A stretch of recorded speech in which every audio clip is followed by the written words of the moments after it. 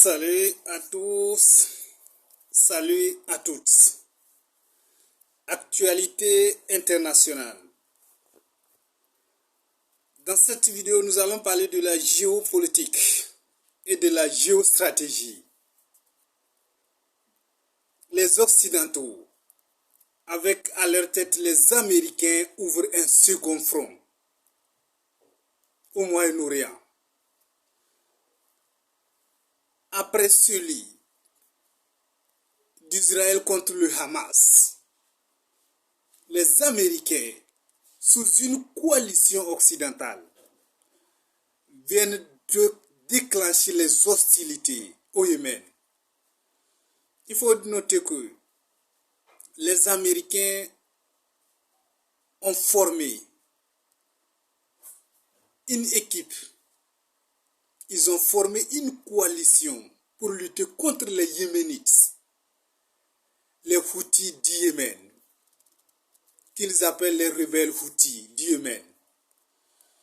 Jusqu'à ce que hier, ils ont engagé des frappes massives sur le territoire yéménite et en particulier dans la capitale, Sanaa.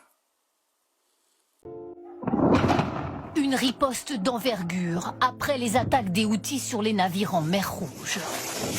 73 frappes aériennes menées par les États-Unis et la Grande-Bretagne en une seule nuit.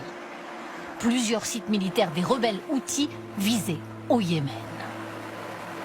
Ici, les avions de chasse décollent d'un porte-avions américain pour mener l'opération. Colère des Houthis et manifestations monstres cet après-midi dans les rues de Sanaa, leur capitale. Au cri de « À mort l'Amérique, à mort Israël ». Ces Houthis, soutenus par l'Iran, contrôlent un tiers du Yémen. Ils attaquent les navires en mer Rouge par solidarité avec les Palestiniens de Gaza. Ces attaques des Américains visent à nous empêcher de soutenir la cause palestinienne. Ils ne réussiront pas à nous éloigner des Palestiniens. Les autorités Houthis déclarent ce soir que les intérêts américains et britanniques sont désormais des cibles légitimes. Les Américains, eux, se justifient. Ils expliquent que cette zone cruciale pour le commerce international doit être sécurisée. Les Houthis ont lancé 27 attaques contre des navires commerciaux ces 2 derniers mois. Alors va-t-on ce soir vers une dangereuse escalade ? Personne ne veut voir un conflit régional plus large, mais nous ne pouvons pas laisser ce type de comportement illégal se poursuivre. Cet avertissement des Occidentaux mettra-t-il un terme aux attaques spectaculaires des Houthis en mer Rouge ? L'ONU ce soir appelle à la désescalade. Après ces frappes, la Chine dénonce et la Russie également dénonce ces frappes et dit que c'est une violation de la souveraineté du Yémen, puisque le Yémen est un État indépendant et toute frappe sur son sol est une violation de son espace national. Donc ces deux puissances, la Chine comme la Russie, dénoncent cette frappe et dit que les Américains et leurs alliés doivent cesser toute agression contre un pays voisin. Ils ont également dit que la force militaire, des positions de force, des coups de force ne résolvent jamais de problème. Il faut aller plutôt vers la diplomatie, vers la négociation. C'est seulement ça qui pourra résoudre les problèmes. Maintenant, quelles seront les conséquences de ces frappes américaines et britanniques sur les rebelles du Yémen? Afin de connaître la riposte, la force de frappe de ces Yéménites, il faut d'abord comprendre qui sont ces Yéménites-là, qui sont ces Houthis du Yémen. Il faut noter que les Houthis du Yémen, c'est une force nationale yéménite qui s'est insurgé contre le gouvernement yéménite qu'il accuse d'un gouvernement de corruption, un gouvernement corrompu dont il faut se débarrasser. Maintenant, ils ont pris les armes contre le gouvernement, le président et son équipe. Maintenant, le gouvernement s'est résisté. Pour résister à la force des Yéménites Houthis, le gouvernement fait appel à une assistance internationale, à l'aide internationale. Alors, face à cette insistance, l'Arabie Saoudite et ses alliés aussi ont formé une coalition pour lutter contre les Houthis du Yémen. Les Saoudiens ont formé une équipe du monde arabe appuyée par les Américains. Pendant plus de 10 ans, ils n'ont pas pu repousser les Houthis du Yémen. Jusqu'à ce que les Houthis du Yémen maintiennent aujourd'hui, ils détiennent presque la moitié du territoire yéménite. Et les lieux stratégiques, c'est les Houthis qui les détiennent, à savoir la capitale et tout le port, puisqu'ils occupent, les Yéménites occupent la partie du port, la partie de la mer Rouge. Tout le bordure de la mer Rouge sont contrôlés par les Yéménites Houthis. Donc ils occupent presque la partie, la quasi-moitié du Yémen. Donc les Saoudiens, pendant plus de 10 ans, avec une coalition arabe, n'ont pas pu repousser, n'ont pas pu éradiquer ces Houthis du Yémen. Il faut noter que ces Houthis sont puissamment armés et bien organisés, bien équipés, tactiquement ils répondent. Qui sont ces parrains? Les parrains des Yéménites sont les Iraniens. En fait, c'est l'Iran qui appuie le Yémen, les Houthis du Yémen. Leur financement, leurs armes sont appuyés par l'Iran, le grand rival des Saoudiens. Il faut noter que l'Iran et les Saoudiens aussi, ce sont des antagonistes depuis des années. Et cet antagonisme a été accéléré par les Américains. C'est les Américains qui opposent l'Arabie Saoudite à l'Iran. Mais tout récemment, la Chine vient de les unifier, vient de signer une négociation entre l'Iran et l'Arabie Saoudite, ce qui a permis à la guerre entre les Houthis et les Saoudiens pour le moment de s'arrêter.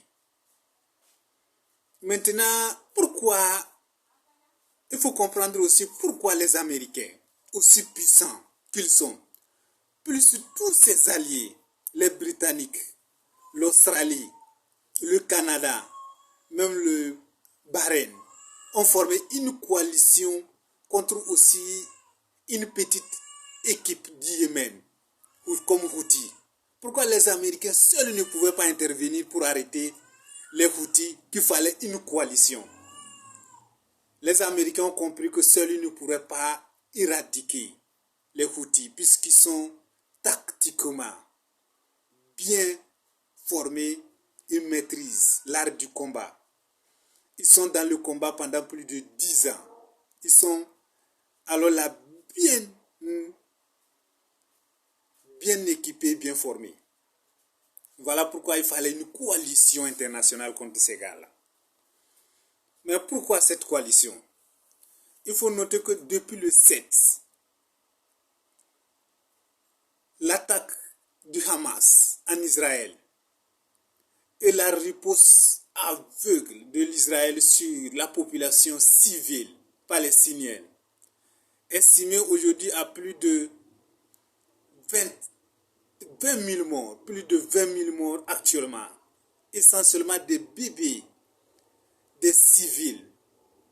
Le Hamas dit que c'est trop et il dit vouloir appuyer et soutenir les peuples opprimés du Hamas et les Palestiniens.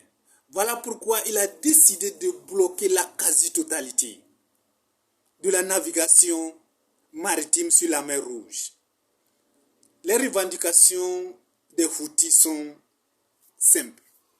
Ils disent, tant que l'agression israélienne ne cesse contre le peuple palestinien, aucun bateau ou aucun navire marchand ne doit se diriger vers l'Israël. Donc tout navire qui se dirigera vers l'Israël sera arrêté, assaisonné. Voilà pourquoi, premièrement, les premiers actes, ils ont d'abord arrêté un navire d'un homme d'affaires israélien en direction d'Israël. Ils ont arraisonné ce bateau. Ensuite, ils ont attaqué un bateau américain également en direction d'Israël. Et également un bateau français. Un commando de l'armée yéménite a capturé par les armes un navire commercial propriété d'un milliardaire israélien, on vous explique. Ce commando surarmé s'est posé en hélicoptère ce dimanche 19 novembre sur le navire. Lentement, ils sécurisent le bateau et s'introduisent dans la passerelle pour prendre en otage les 25 membres d'équipage. L'acte a été revendiqué par les rebelles Houthis au Yémen, un groupe qui contrôle la majorité du pays et qui est soutenu par l'Iran. Alliés du Hamas, les Houthis ont attaqué le navire en représailles à la guerre menée par Israël contre les Palestiniens du Hamas. Mais les autorités israéliennes ont précisé qu'il n'y avait aucun Israélien à bord. Le commando a déclaré traiter les otages conformément à leurs valeurs islamiques, sans rien préciser de plus. Il se serait donc emparé par les armes du Galaxy Leader, un transporteur automobile de 189 mètres de long pour 30 mètres de haut, qui serait la propriété de Raycar Carrier, une société contrôlée par un riche homme d'affaires israélien. Le gouvernement israélien a lui condamné l'attaque en précisant que le Galaxy Leader n'est pas un cargo israélien, mais qu'il s'agit d'un navire britannique opéré par une société japonaise. Le Japon a lui aussi condamné l'attaque. Le navire serait en ce moment en direction du port de Hodeidah à l'ouest du Yémen. Abonnez-vous à Légende pour ne rien rater.